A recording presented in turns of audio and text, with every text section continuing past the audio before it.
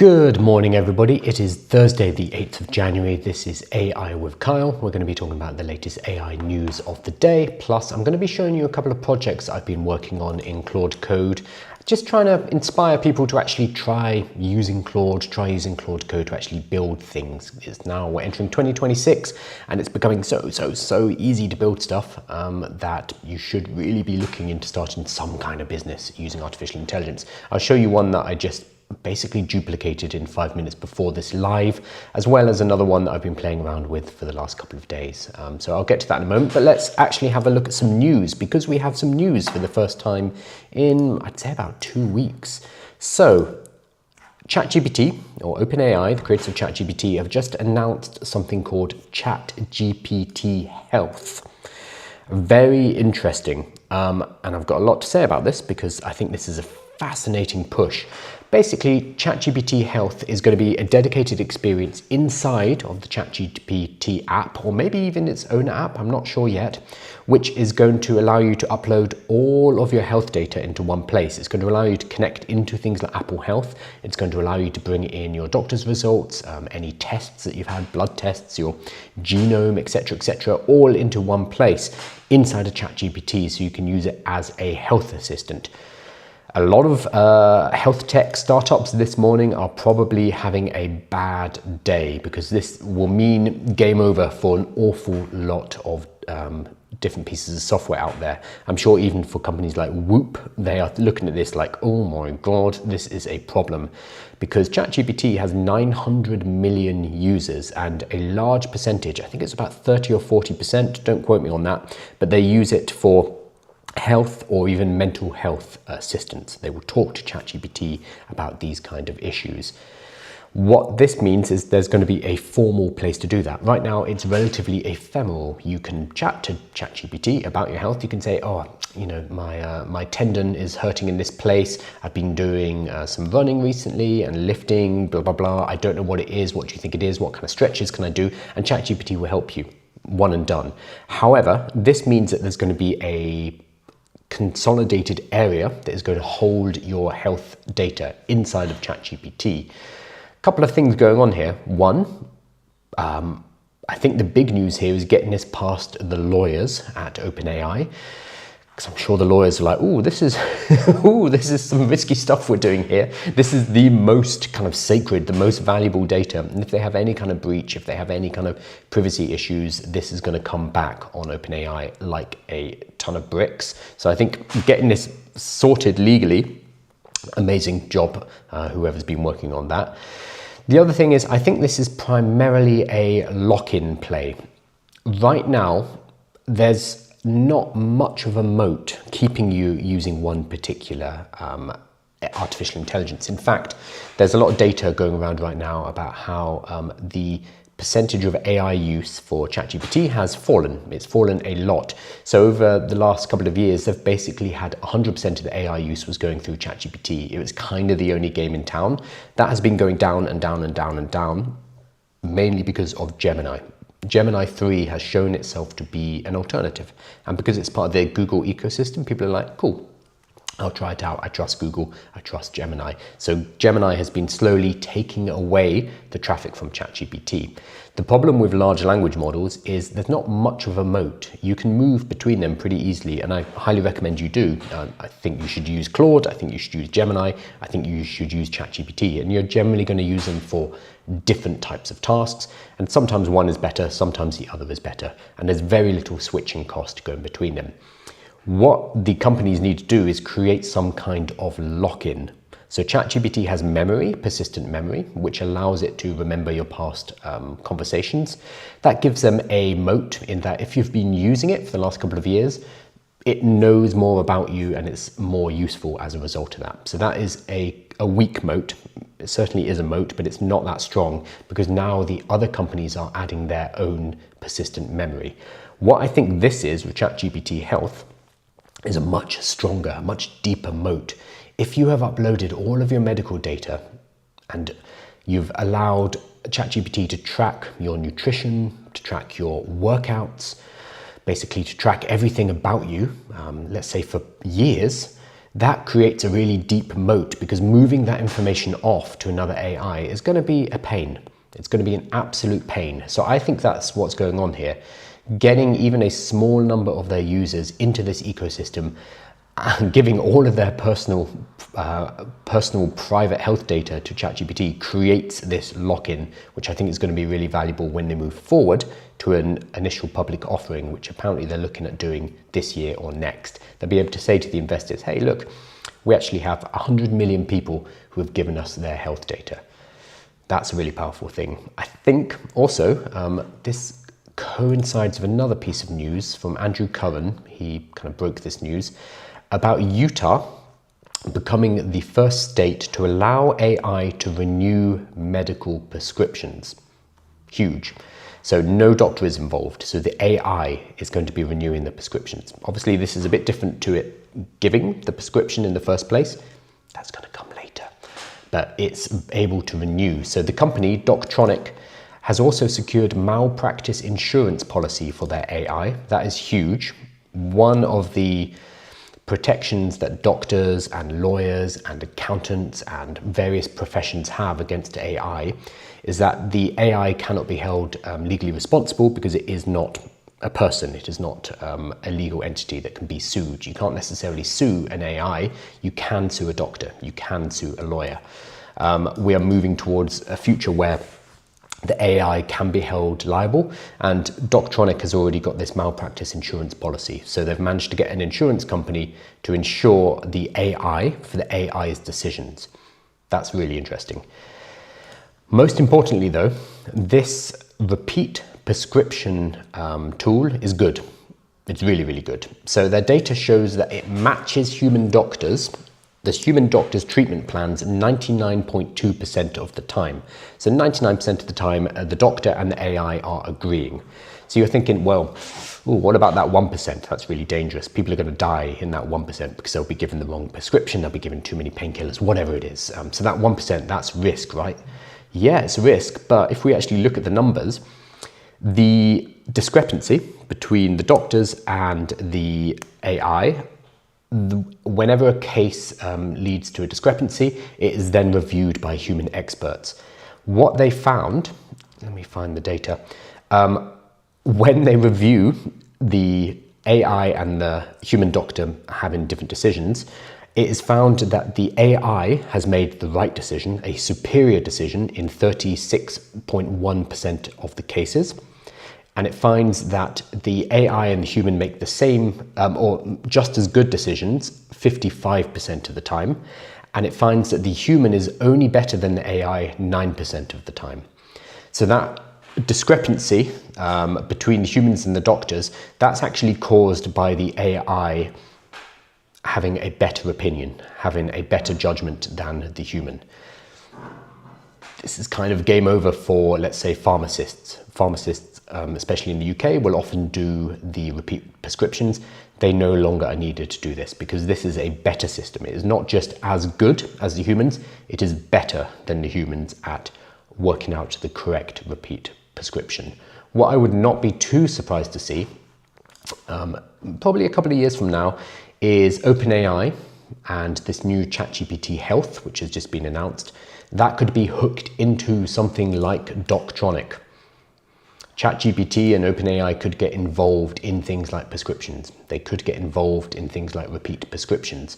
That would be a very weird world, but it makes sense if ChatGPT has this unified history of all your health. So it's not your health records fragmented over different doctors, over different clinics, over different companies, but instead in one place. They have the most complete image of your health.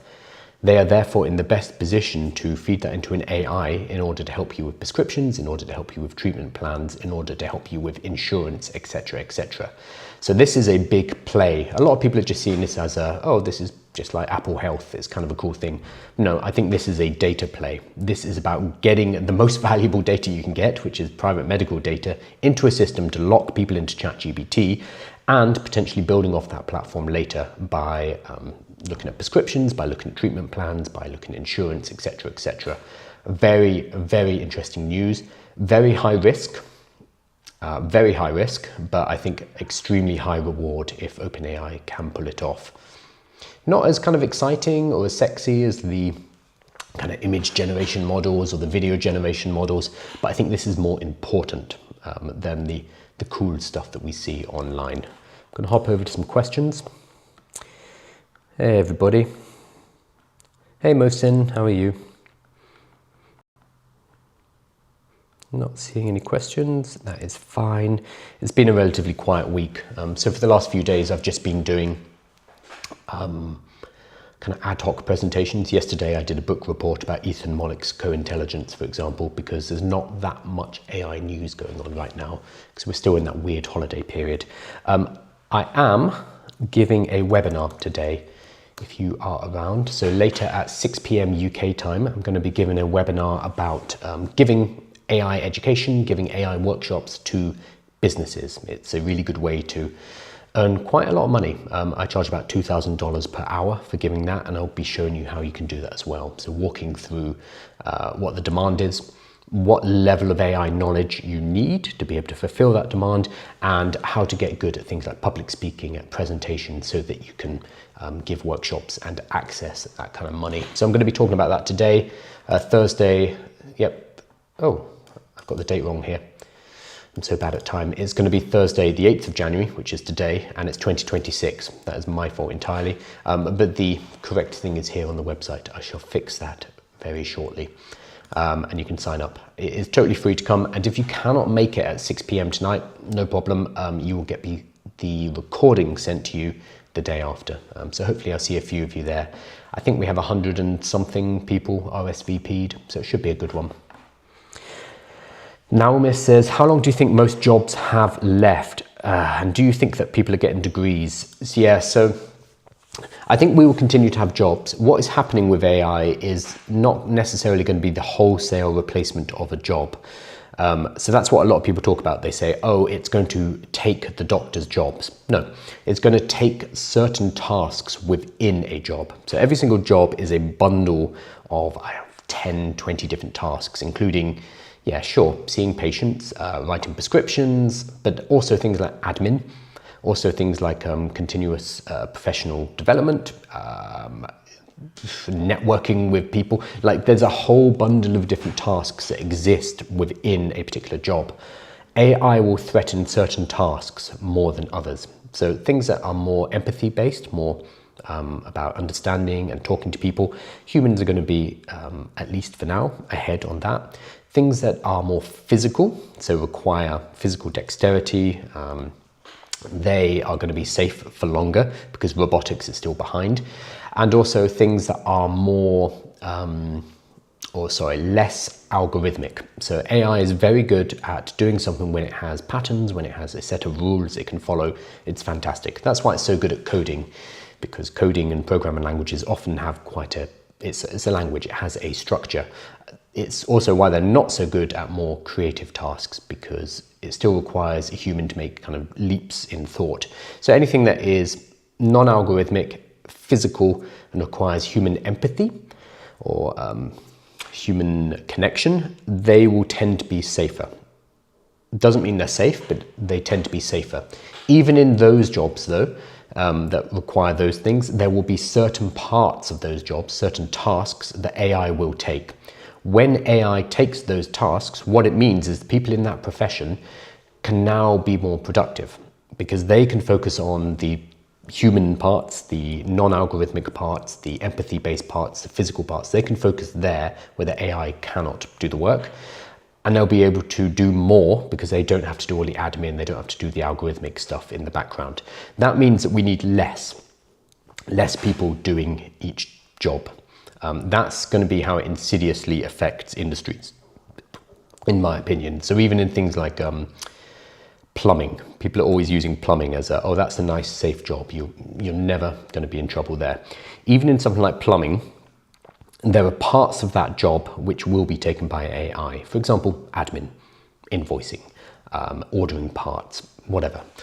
Because those tasks from within the kind of superset of plumbing are taken away, we now need less plumbers. That means the market starts to shrink in terms of how many plumbers we have. So there's second order consequences. Now you might say, well, no, actually we're going to need just as many because now the plumbers are more productive, or now the lawyers are more productive, or now the doctors are more productive. They can see more toilets, they can see more cases, they can see more patients. Maybe. That requires supply to also be, demand for services to be increasing as well as the additional supply. We have no mechanism through which we think that's going to happen. If anything, demand is going to drop because so many people will have their jobs disrupted. So this is a very long way to say it's complicated and we don't know. It is coming for jobs, and I am someone who is very pro AI, but I'm not so pro AI that I will say things like, oh, it will just replace all the jobs and make new jobs and everything is going to be fine. I think that's naive. I also think that even if that does happen, even if it does replace all the jobs 20, 30 years from now and we all are still employed, there's still going to be a few decades of chaos, of people being shuffled out. So for things like, when mining was shut down, the miners were retrained, the miners were put into other industries, but that doesn't stop the fact that for a few decades, those individuals and those communities were hit really hard, really, really hard, and whole towns ceased to make any money, ceased to exist. So even if the long-term future of it is positive and it's going to be great, it's still going to be really messy for the next few decades for the people who are directly involved. And in terms of people going to university right now and degrees, I don't know. I really don't know. I have a lot of kind of cousins and nephews, nieces who are at that stage. So they are going off to university. I think going into a degree that goes into a specific job, like going to law school to become a lawyer or going to medical school to become a medic, any of those degrees are far more risky than something that is a bit more generally applicable. Because if you are training to go into a profession, that locks you into one route. So if you've gone through medical school, you're going to become a doctor. We may not need as many doctors. If you go through law school and you're going into the law profession, you may find you come out at the end of that and it's being decimated. So I would say something more generic that teaches you how to think, teaches you critical thinking, teaches you flexibility, entrepreneurship, how to learn. I think these are going to be the more useful degrees moving forward because we do not know what is coming. So anything that we do that locks us into one route is risky, extremely risky. Instead, having a broad education that allows us flexibility is probably going to be the play. Again, I don't know. And anyone who says they do know is stupidly overconfident, or they're trying to sell you something. I think the honest answer is we don't really know. So keep your options open. But it's a tricky one. It's a really tricky one. How long do you think most jobs have left? I think jobs will be fine. It's certain tasks and there won't be as many jobs within each industry. So I'm going to have a look at, Kun.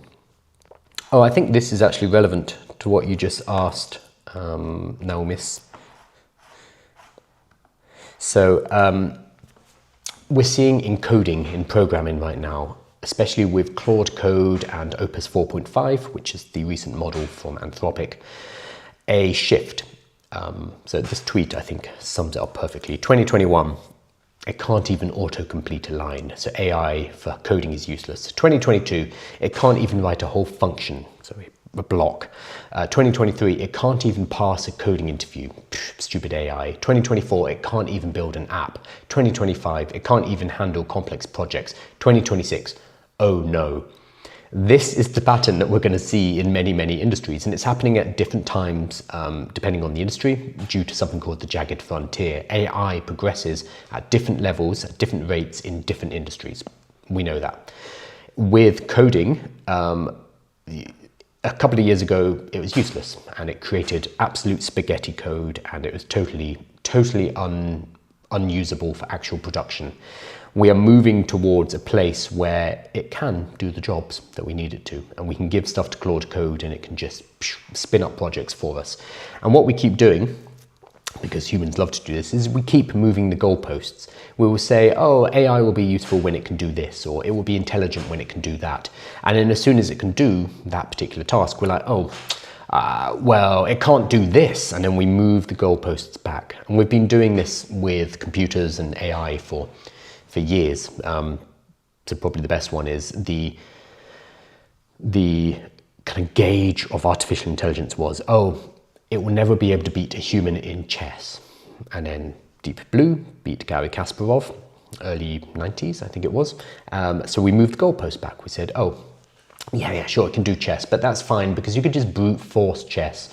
You can just work out the number of moves. It will never be able to play Go because Go has such a huge number of combinations and permutations that it's impossible to brute force that calculation. It would take longer than the length of the universe to calculate these, so it's not going to be able to intuit and really understand Go.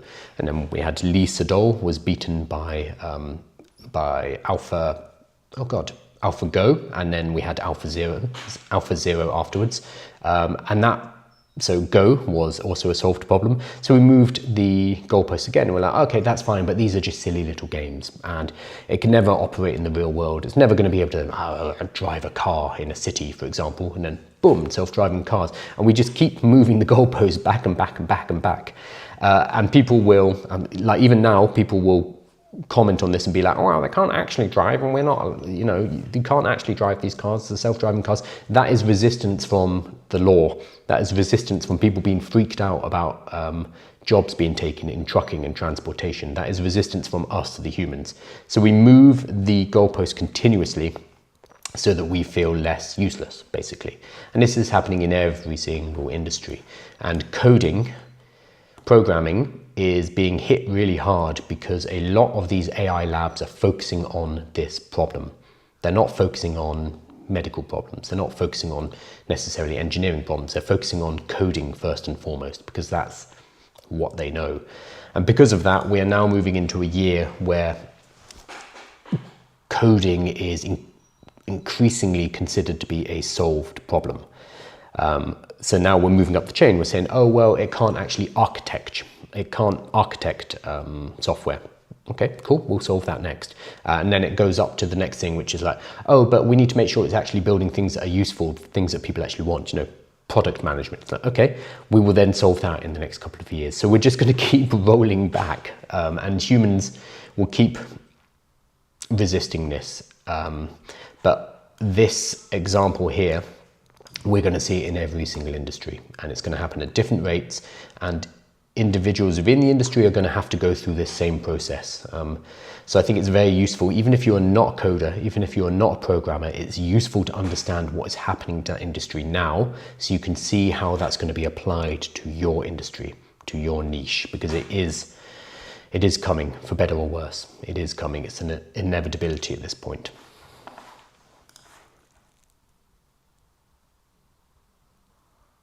I'm investing in your AI course. Do you have sample material and are the sessions recorded? Which one specifically? So I have lots of free courses if you need kind of examples. But do you mean the AI workshop kit? So if it's the AI workshop kit, I don't have specific sample material, although there is the AI workshop masterclass. This is free on my website. You can have a look at it, which talks about similar topics. There's a couple of interactive tools here as well. In terms of other sessions recorded, so the AI workshop kit has a number of different components. One is a fully recorded course that you work through in your own time, that's self-paced. So that is all fully recorded. And then the other element is the cohort, so you'll be working live with the other people. So I'm not sure how many we're up to for starting next week, but we'll all be working through it together at the same time. There are live sessions for that, but they are recorded. So you're able to access the recordings afterwards. Also, if you can't make it to a live session, you can ask a question before and I'll cover it at the beginning of the live and we'll send you the time code. And there are the recordings of all of the other live sessions before. So yeah, we record everything, we keep everything. There's a huge amount of material in there. If you have questions, shoot them to Harminder at bstreet.com. He's probably in contact with you, but he's the best person to kind of chat to, and he'll be able to send you samples and give the full details. It's the live portion that could be an issue for my availability. Yeah, so this is, because we have people from all over the world. We have people in Australia, we have people in, you know, west coast of America, east coast, just everywhere. The live sessions are always a bit tricky in terms of scheduling. So what we do is make sure it's recorded so everyone gets access, and also open it up to ask questions beforehand so that I can at least get answers to you. So even if you're not there to hear the answer specifically, I can still answer directly. And then we also have the community as well. So I'm in there, other past students are in there, other workshop facilitators. So we're all there to kind of help each other as well. So the live sessions are really, really useful, but if you can't make them, we've got a few kind of accommodations to make sure that you still get the value from them as well. So hopefully that's useful. Thank you, Mark. For anyone who has no idea what we're talking about there, come to the webinar tonight. I'm doing one more webinar, and then we're kicking off my AI workshop kit next Monday. So I'm doing a webinar tonight talking about it at 6 p.m. London time, which for me is 8 p.m. because I'm currently in sunny Cyprus, although it's not very sunny today. And I'm going to be talking about how you can become an AI educator and give workshops in your particular industry, in your particular niche, because we really need that right now. People who are not necessarily people with PhDs and computer science degrees, but instead people who are good at communicating to their industry, to their peers, why they need to pay attention to artificial intelligence, because it is coming and we need to help other people. And you can get paid at the same time, because businesses are panicking about this stuff. They know they need to get a grip on AI, they don't know how.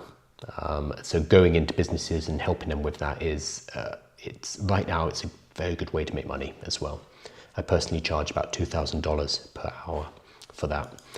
Okay, I'm going to hop over to something. Oh, here we go. Mark said, one-time fee, then material is mine to use. Yep. Yeah.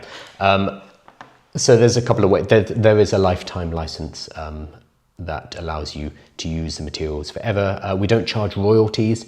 So we looked at other education companies and they charge royalties. Like every time you go and give a workshop, they ask how many people, how much you're charging, who is it, etc. And then they charge you a royalty. We don't do any of that. We find it a bit icky. Instead, we want to give you all the materials, we give you the training, we give you the business assets so that you can go and do well. We just find the other way of doing it a bit too gross. We want our people to do really well. I'm going to hop over to, where is it?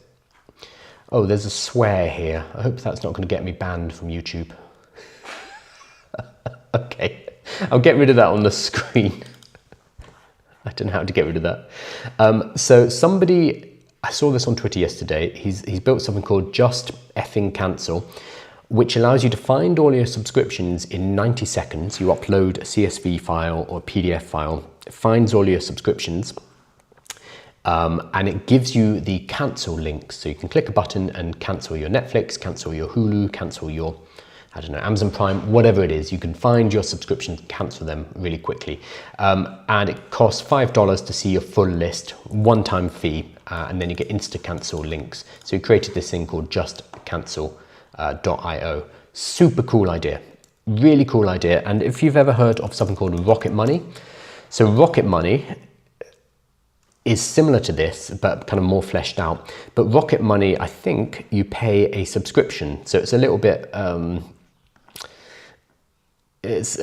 ironic. You pay a subscription to cancel your subscriptions, which doesn't really make any sense to me. That's a bit gross. So this guy, he's built something called Just Effing Cancel, where you upload your bank statements, you just drop them in, it will analyze them and immediately discard, so it doesn't store anything about you, and it will give you a list of all the things that you should cancel and a link to immediately cancel. I thought that's really cool. I wonder how hard it is to build something like that.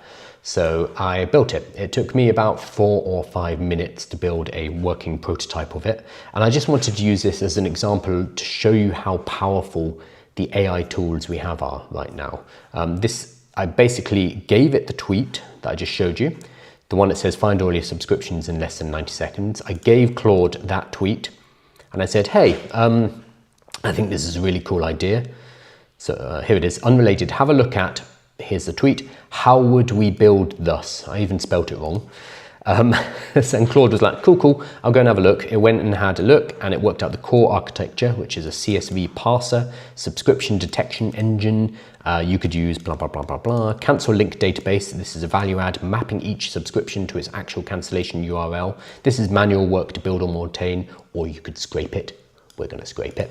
And then a simple paywall, etc. And then it said, do you want me to spin up a working prototype? It's like, yeah, cool. Yeah, go for it.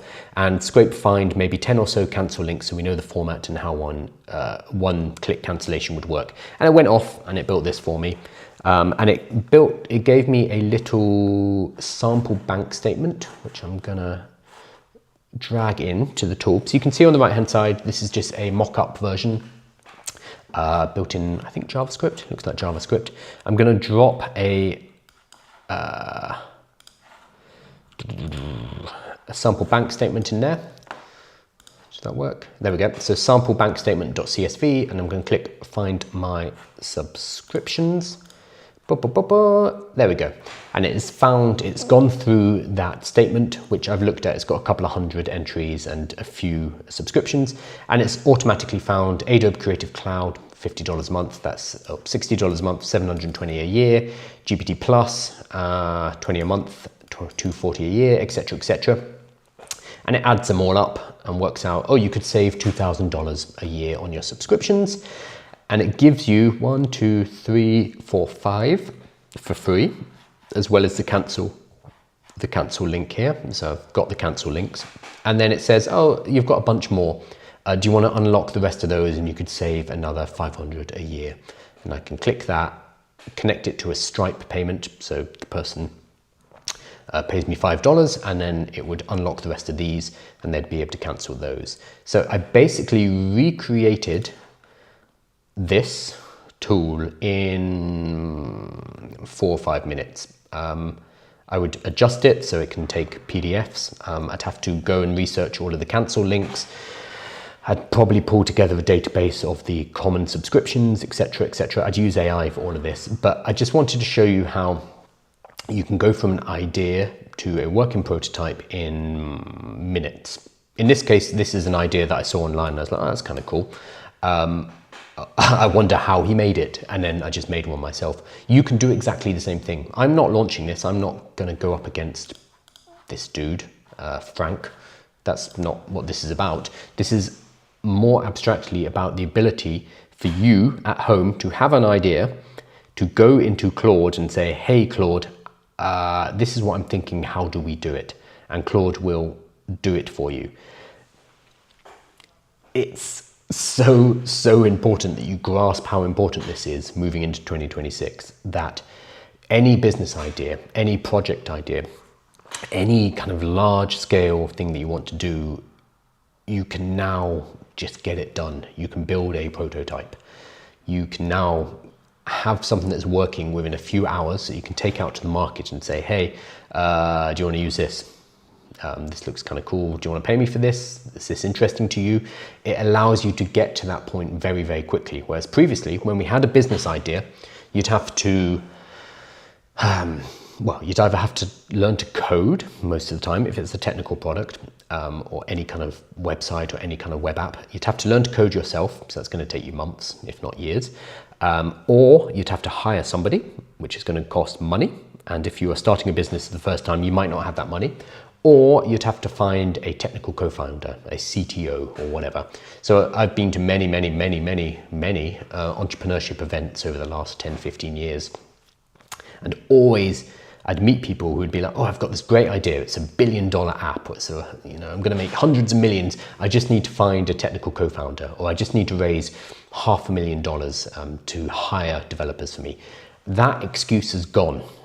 that we are no longer doing that anymore. You can just spin up a prototype and get it released in a day now. The time from idea to prototype is basically zero now. And you cannot hide behind the excuse of, I've got a great idea, but I'm not technical anymore. That's totally gone. So this is literally just in Claude. You can do the same thing in ChatGPT. And both Claude and ChatGPT have kind of a more developed coding module as well. So for Claude, it's Claude Code. For ChatGPT, it's something called Codex. That will actually be able to build your project up and help you get it deployed. And you're probably sitting here thinking, okay, that's fine, it's working in the preview, but how do I get it onto a website? Don't ask me, ask Claude. You'd say, okay, this is a cool prototype, but how would I make this public on a website? You ask the AI how to get through the next steps. You could ask it too, like, well, how am I going to market this? And it will help come up with a marketing plan. The barriers to entry for starting a business are basically zero now. That has gone entirely. It is now all about distribution. It's all about marketing, because you can build your product like that. You can edit your product. You can add to it so fast. Here we go. So it's going ahead and telling me how I would do it. So Vercel, yeah, personally, that's how I would do it. And then it's telling me how to add a stripe.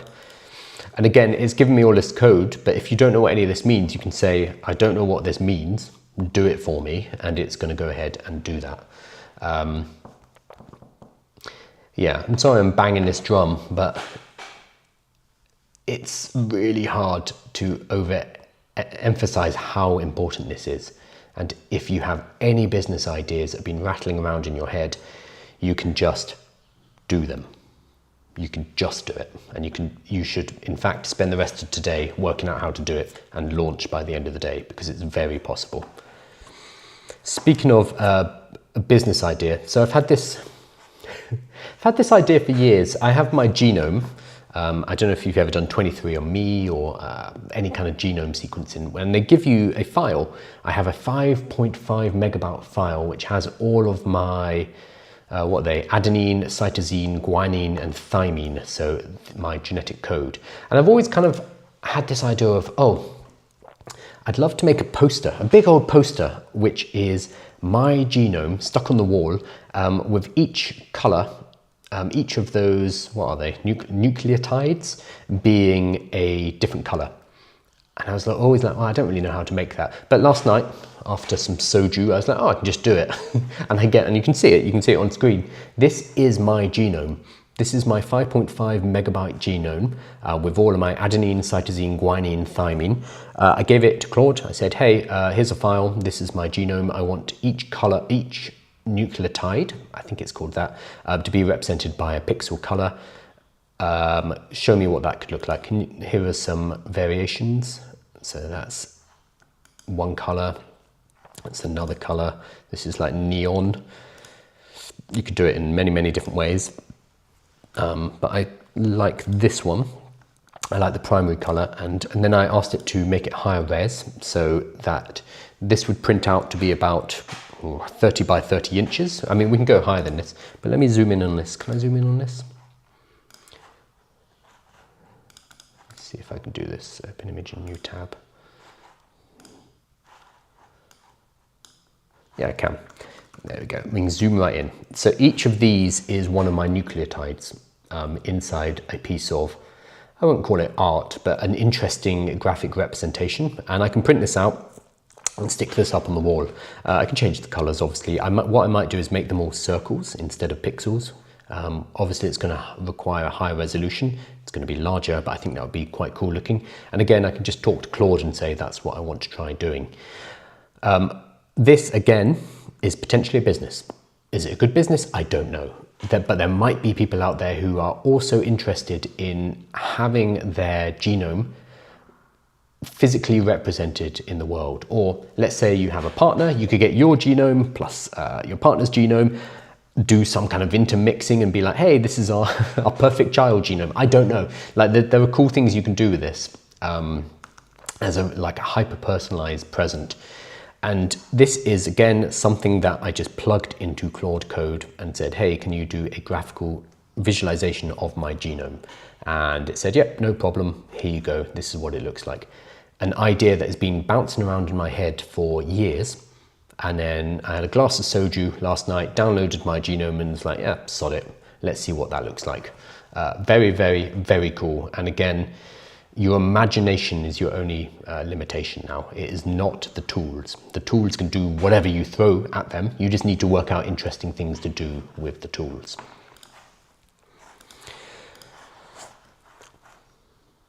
Right. I'm going to finish up. Let me come back to here. So again, I'm giving a webinar tonight. If you are around, it's going to be at 6 p.m. UK time, 8 p.m. Cyprus time. That's where I am right now.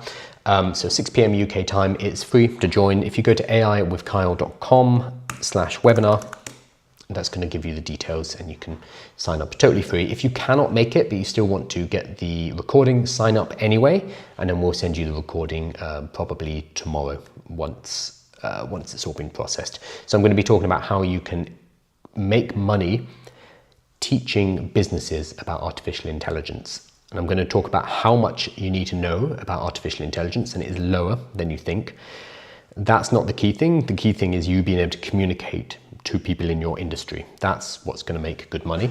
And then I'm going to be talking about how you can get into public speaking, how you can build up your comfort levels on stage, talking live to camera, etc. like this, and how you can turn this into a business and make pretty good money. I charge about $2,000 per hour to give workshops. The most I've charged is $4,000 for 1 hour, which is more than I used to make in a month. So that's pretty cool. So I'm going to be giving a webinar tonight, 6 p.m. UK time. So if you go to aiwithkyle.com/webinar, you will get to this page and you can register. While you are there, make sure you join the community or start this free challenge and you'll get my emails. The emails include summaries of my lives. So every single morning I come on and I do a live like this. I talk about news stories, I talk about things I'm working on, and then that will all be summarized and put into the newsletter for you as well. And it's a good way just to keep up with what's happening in AI, which is a lot. It's a fire hose of information. So I try to narrow that down for you. And then finally, if you like watching this kind of stuff, there's my YouTube. Oh, that's nice. We've just hit 12,500 subscribers. It's a slow build, but we're getting there. But if you want to subscribe there, that really helps me as well. That is a huge target this year, is to try and get this YouTube built up. And good Lord, it's a slog. Anyone who's ever done it before, much respect. Great, thank you guys. I'm gonna hop off for now, but hopefully I'll see a few of you tonight at 6 p.m. for the free webinar. If not, I'll see you tomorrow morning for another live show. Thank you so much.